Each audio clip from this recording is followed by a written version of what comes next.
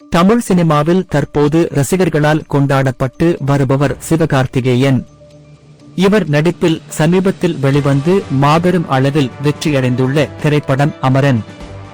இப்படத்தை இயக்குனர் ராஜ்குமார் பெரியசாமி இயக்கியுள்ளார். இப்படம் இதுவரை உலகளவில் ரூபாய் 250 கோடிக்கும் மேல் வசூல் செய்துள்ளது. மேலும் தமிழ்நாட்டில் மட்டுமே ரூபாய் 122 கோடிக்கும் மேல் வசூல் செய்துள்ளது என்பது குறிப்பிடத்தக்கது.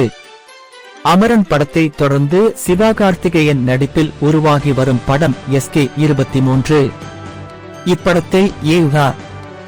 முருகதாஸ் இயக்கி வருகிறார்.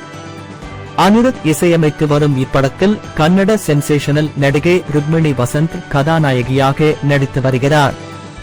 இப்படத்தின் படப்பிடிப்பு தற்போது நடைபெற்று வரும் நிலையில் அடுத்த ஆண்டு மே 1ஆம் தேதி இப்படத்தை வெளியிட படக்குழு முடிவு செய்துள்ளாராம். அதே தேதியில்தான் அஜித்தின் குட்பேட் அக்லி படமும் வெளியாகும் என லேட்டஸ்ட் தகவல் வெளிவந்துள்ளது.